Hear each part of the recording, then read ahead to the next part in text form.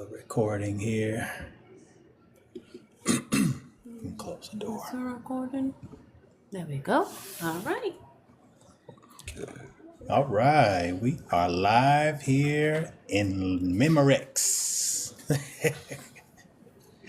Okay. Hello, everyone. My name is Emmanuel Amadu, and this is my dad, Lance Davis, who has 30 years in the networking field. And today we'll be talking about cybersecurity tips for students. As far as the topic of cybersecurity, in my field, I've seen that topic grow in growing awareness, and with the advent of AI and different other types of technology that has spanned over the few years, over a few decades, actually. Cybersecurity and security in general has definitely been a hot topic and a popular topic. So, Emmanuel, what are some of the common cyber threats that a basic user or basic student should be aware of? Okay, the first thing we'll be talking about that students need to be aware of is phishing attacks. And phishing attacks, what it is basically fake emails, fake texts, basically website links, that are identical to, say, for example, if you're a college student, it's made identical, like the link to look like your school's domain, but it's really, in reality, it's not, it's basically a fake link that could say, click here to view your financial aid, click here to purchase your textbook or something. And clicking on that link will, end up leading you to your personal information getting leaked out and everywhere online, which is, no one wants that.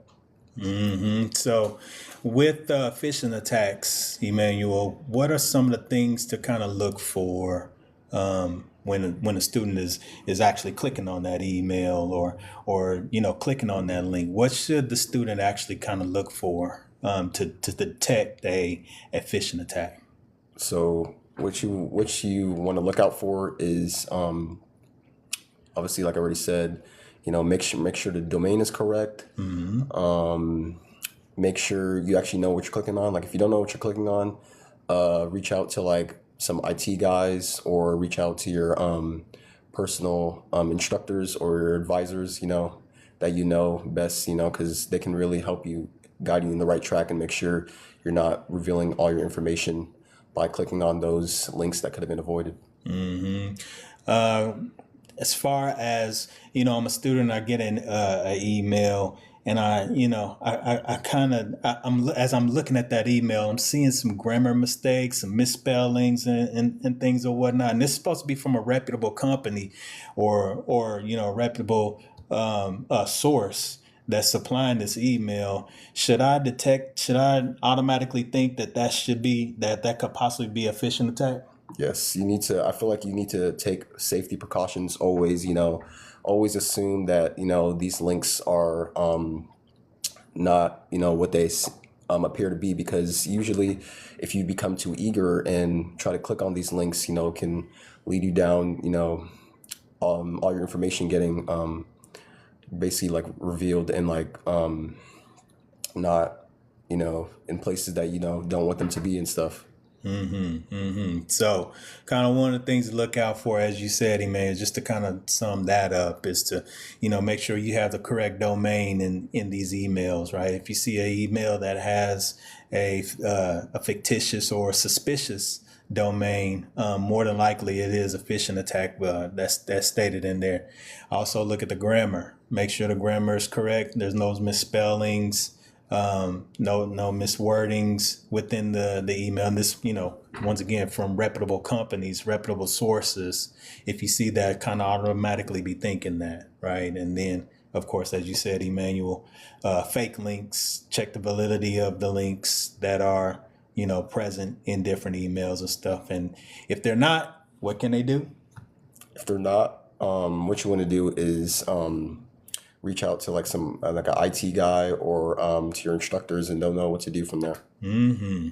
So what's another threat, common threat that these students should look for? Well, another threat y'all need to look out for would be malware and ransomware. So what is malware? What is ransomware?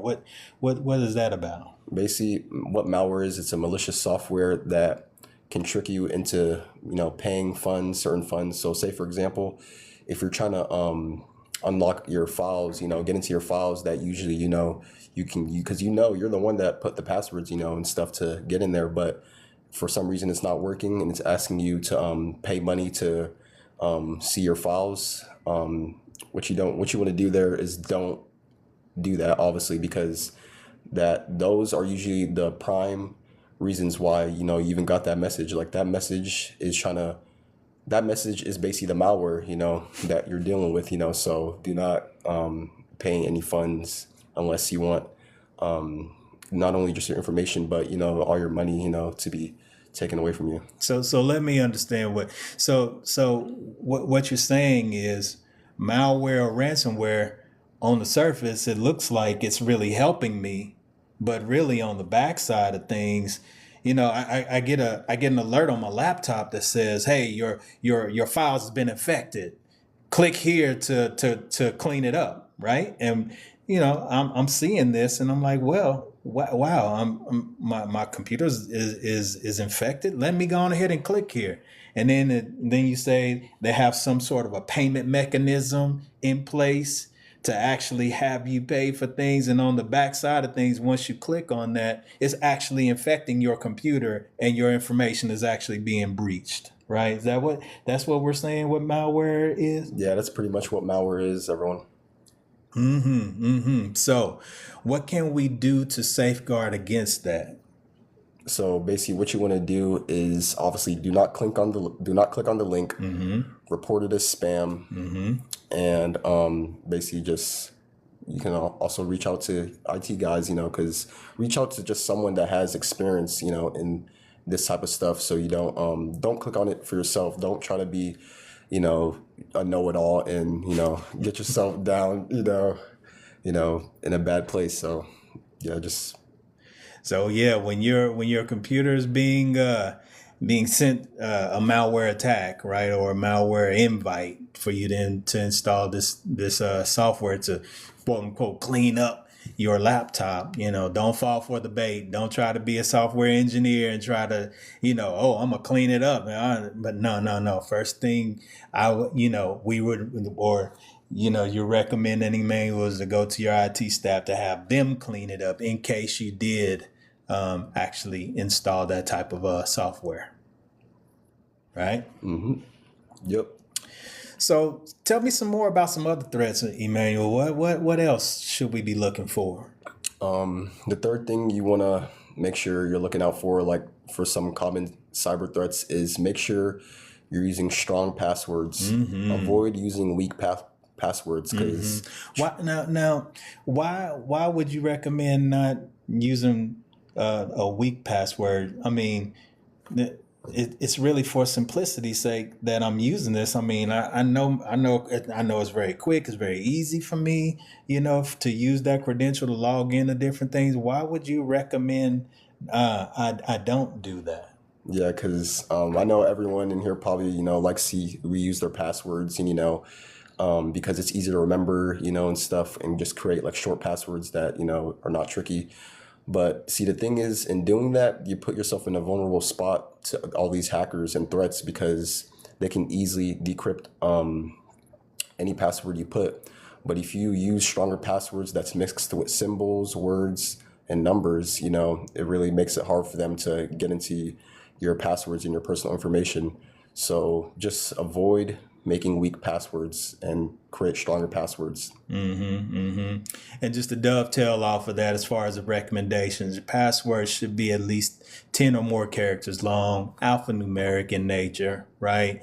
We don't want to use, dates and stuff that tie back to your personal information, like your birthday or, anniversary day or, the numbers in of your address and things of that nature. All those type of things is what hackers use to brute forcefully decrypt your password. And once your password is decrypted, then pretty much you're vulnerable from an application's perspective, because they can log into any application that you set that password for. So, Emmanuel, once again, your recommendation? My recommendations is avoid using weak passwords. Mix it up. Number two, you can also, because I know online, because I've seen that, they also recommend passwords for you to use. You could also use those passwords. And what I would do personally, I would make a strong password, long password, mix up a lot of stuff in there, and then like take a picture with my phone, or like, just save it somewhere so and have it, so you don't have to constantly, remember it, and it'll just be there, and then you can input it whenever you need to. So, Emmanuel, we've talked about phishing attacks. We've talked about malware and ransomware. We talked about using strong passwords, not to use weak passwords. What else can can these students, this is for the user community, right? This is for students, basic students who's who's on campus, and it could be incoming freshmen, could be sophomores and juniors, could be seniors that's about to graduate. What else can these students look for as far as ways to protect themselves and things to look out for? Well, the last common cyber threat, that you need to look out for is social engineering. Social engineering. So what is social engineering? It's basically like attackers' manipulation. So basically what that is, because attackers, they can manipulate your personal information and stuff. That can either be Facebook, Instagram, Snapchat, all that stuff, So basically, and if you're not aware of all these things, because they're there. Trust me, they're everywhere. They're on TikTok, they're on Instagram, like I already said, Snapchat. And if you're not aware of this stuff, they can easily like draw on your information, and then puts all of your information out there, and no one wants that. Absolutely. So be leery, be mindful that social engineering is very much so an avenue that hackers use to get your personal information. So be aware of the applications you're using, and within those applications, the type of information that is being requested of you to submit. You know what I'm saying? So always be mindful of that, because the internet is dirty. It's more dirty than it is clean, right? There's always someone out there trying to exploit somebody's information. So you're out there on the internet, you're totally vulnerable. And I also want to say that, we're all human and no one's perfect, Even the best guys, the IT guys, that are, in cybersecurity, they can miss this stuff most of the time too. It's just all about, everyone needs to be aware, we all make mistakes. And like, I remember seeing something, that for the first time in a while, there was an AI threat that, got unnoticed by, some of the top cybersecurity people, like, so just everyone needs to know that, no one's perfect, we're all human. So, just be aware of all this stuff. So, Emmanuel, we talked about some common cyber threats, phishing attacks, the malware and ransomware, social engineering and things. What are some of the ways, and I know we've given some recommendations, but let's go a little bit more specific. What are some of the things that the common user, the common student can do to stay safe from these different types of attacks? Well, the first thing I'll be diving into how you can stay safe is, obviously I already said, use stronger passwords. That is crucial. I'm telling you, use stronger passwords. Create long passwords, mix up, symbols, word, letters, just try to avoid reusing your same passwords. The second thing I'll be talking about how to stay safe is two-factor authentication, enabling that. I know most of y'all know what that is, and stuff. Trust me, enabling that, it makes your it basically provides you with a safer system for all your information, so it's easier to track and get into by all these AI threats and hackers. And just to kind of dovetail off of that, the two-factor authentication, it just basically adds another layer of security for you as a student, as a user who logs into an application. Typically, the one-factor authentication is what? Your password, right? Your username and password. But two-factor authentication adds another layer because you can then add yet another password that's linked to your phone, for example, or a biometric finger scan to actually log in. So it's another layer of security on top of your standard username, password, credential. Some more stuff you want to look out for to stay safe is keep your devices and your apps up to date. I'm telling you, bro, because if you don't have this stuff up to date, that makes it easier for them to just slide right in and just get access to all your personal information, whether that's your home addresses, social security number, phone numbers, pictures. Just make sure you have all your stuff up to date. So yeah, and that's one of the major exploits a hacker may use. If your device isn't updated to the latest software versions and everything, those different types of anomalies and everything that have not been addressed in the software application version that you're running is prone to the attacks that is available to the hacker, for your devices. So very, very good point, man. Emmanuel, to keep the devices and apps updated. What else, Emmanuel, how else can they stay safe? Well, some other stuff y'all can do to stay safe is backing up your files. And backing up your files, having regular checkups, regular backups, it's basically the same thing as updating all your devices, because backing up your stuff, basically removes all the trash you have, cleans it up, make sure everything's polished and ready to go, and make sure nothing's infected. Yeah, and if you have a current backup of your device, of your phone, for example, or your laptop, in case you have to rebuild it, right? In case your IT staff have to rebuild it, they can easily restore that information that you have. You know what I mean? So if you don't have a solid backup and something happens and your device has to be restored, has to be rebuilt, you don't have that current backup available, then your backup or your restore is only going to be as good as your backup was from where you last backed it up. So a lot of people lose a lot of current information in that example because they don't have a solid backup, a current backup of their current data. And the last two I'll be talking about to stay safe is antivirus protection and being cautious on public Wi-Fi. And antivirus protection, what that does is basically installs, security measures into your system, antivirus softwares, to make sure you're not having any viruses in your system. And the last one, obviously, I said is public internet. That is something really big, because I know a lot of us like to use our phones, especially when we go out and, get on the internet and stuff. But some of these internets we're using, they're not secure, and we need to make sure or try our best to avoid using public internet, because that's a hole that you can dig deep, because like that hole basically leads that can lead to your personal information getting leaked, because it's that internet is not secure.